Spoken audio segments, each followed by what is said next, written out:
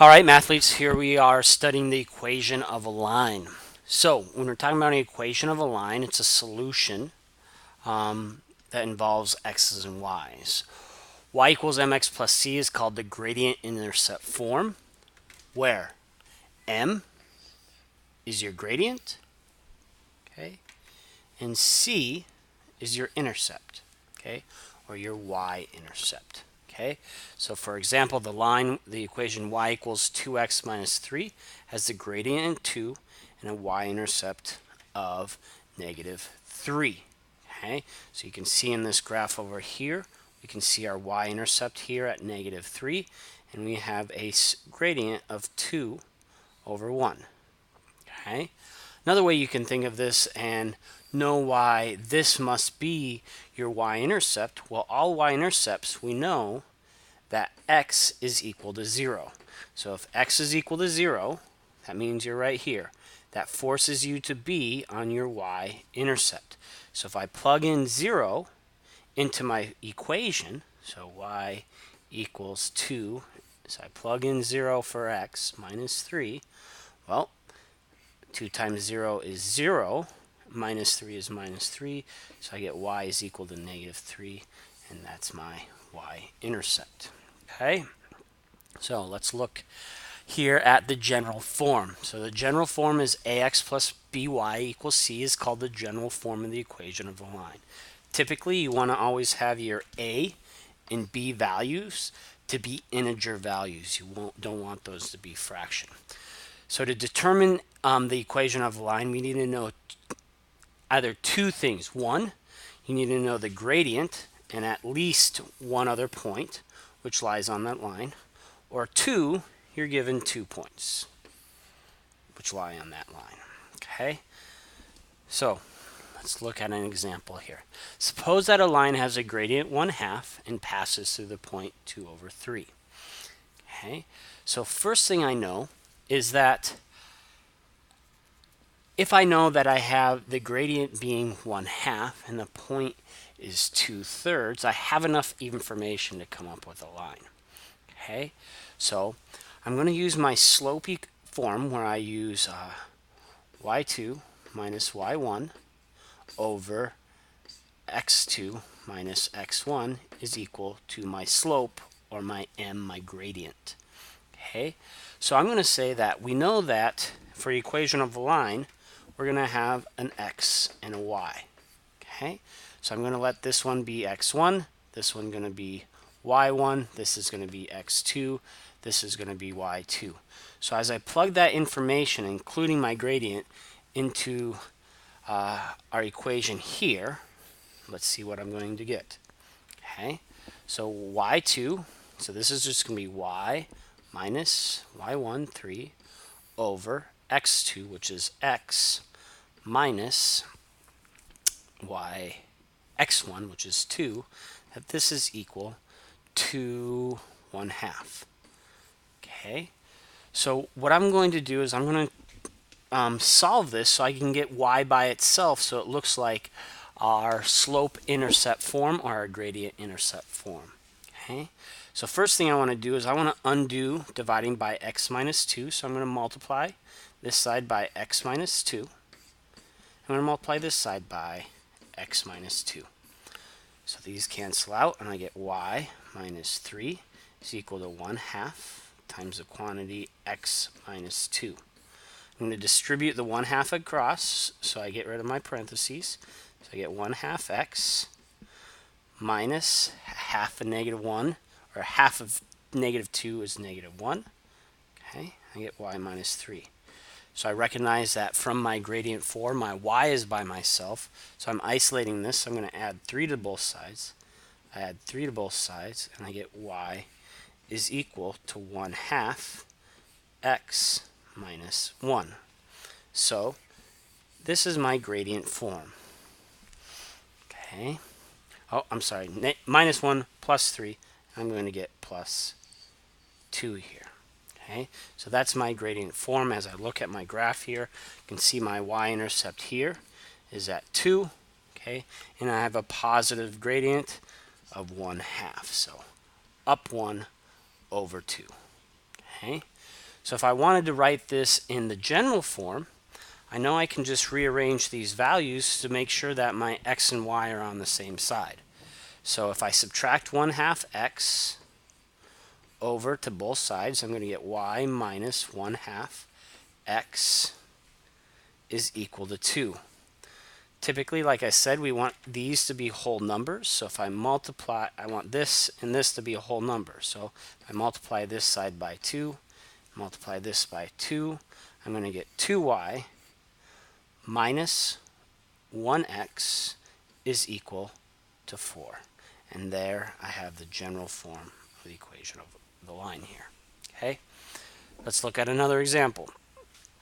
So if a straight line has a gradient m, or a slope m, and passes through a, b, then it has an equation y minus b over x minus a equals m, or y minus b equals m times x minus a. Okay, this is important to know that this is our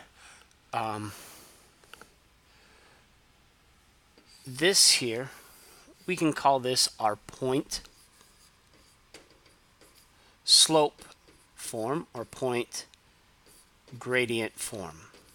Okay, because all you need to know for this one is ideal, because you just plug in your point that you know, which is AB, okay, and you plug in your gradient, and from there you can rearrange it and put it into any form that you want. So here on this example, we want to put it in the gradient form. Okay, the equation of a line with the gradient 5 that passes through -1, 3. Okay, so as I do substitution, I do y minus 3, that's my b value, all right, so that's my b, okay, is equal to my m, well, that's my gradient, all right, so that's 5, okay, parentheses, x minus a, well, this here is my a, and that was my b. Okay, so I do minus a -1. Okay, so as I simplify this, I get y minus 3 equals 5 times the quantity x plus 1. Because I want it in gradient intercept form, the y needs to be by itself. Okay, so I'm going to distribute my 5 across. So I get 5 times x plus 5. Okay, equals y minus 3. Add 3 to both sides. And I'm going to see that this is y equals 5x plus 8. Okay, so there's the equation of the line in gradient intercept form. So I can see my gradient is 5. My intercept is plus 8. Okay, let's look at another example here.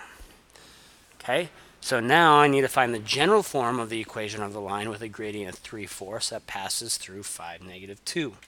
Okay, so I'm going to use my point slope form. So this is my a, that's my b, this is my m. Okay, so I'm going to do y minus -2 is equal to 3/4 times the quantity of x minus 5. Okay, so remember, general form has ax plus by equals c. Okay, so the x and y need to be on the same side. So let's get rid of our parentheses here. So I'm going to get y plus 2 is equal to 3/4 x, okay, times 5, so it's going to be minus 15 over 4. Okay, I don't like my dividing by 4 on this side, so I'm going to multiply this entire side by 4, multiply this entire side by 4 to simplify and not stop dealing with fractions. So here I'm going to get 4y plus 8 is equal to, as that distributes out, that cancels that out, so I get 3x. As it comes here, it just cancels that out, and I get minus 15. Okay, so now, because I want my x's and y's on one side and everything else on the other, I'm going to rearrange some things. So I'm going to minus 3x, minus 3x, minus 8, minus 8. Here, these cancel out. I get minus 3x plus 4y equals negative 23. Okay, and so there's the general form of the equation of a line. That is a gradient is 3/4 and passes through the point 5, negative 2. Okay, let's try another example here.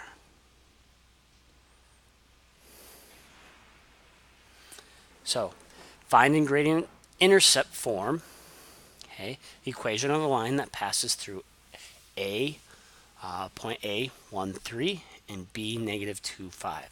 So, I'm given 2 points here. So first thing I want to do, first step here, is I want to find my gradient, or my slope. Okay, so that's rise over run, so change in y over change in x. Okay, so change in y, so I'm going to do 3 minus 5. Okay, and then I'm going to do 1 minus negative 2. Okay, again, I'm going to check my a value, 1 and 3, lines up here. And my b points, negative 2, 5, line up here. Okay, and my y's are on top and my x's are on bottom. So now I can simplify. 3 minus 5 is going to be negative 2 over 1 plus 2. Okay, so this would be negative 2 over 3. So we have a gradient of negative 2/3. So now that I have that, I'm going to use the gradient point form, or the slope point form, and plug that in. Okay, so let's go ahead. It doesn't matter which point you work with, so I'm just going to pick A because it doesn't have negatives and I don't have to worry about changing things around. So I'm going to use that value. So I'm going to do 1, or y minus 3 equals negative 2 over 3 times the quantity x minus 1. Okay, so then again, the 1 came from our x value. The negative 3, or minus 3, comes from there. These signs will always be negative here. There and there. And my gradient, right, came from here. Okay, so since it wants it in gradient intercept form, that just means I need it to look like y equals mx plus b. So I got to get everything on the right side and y by itself. So I'm going to start by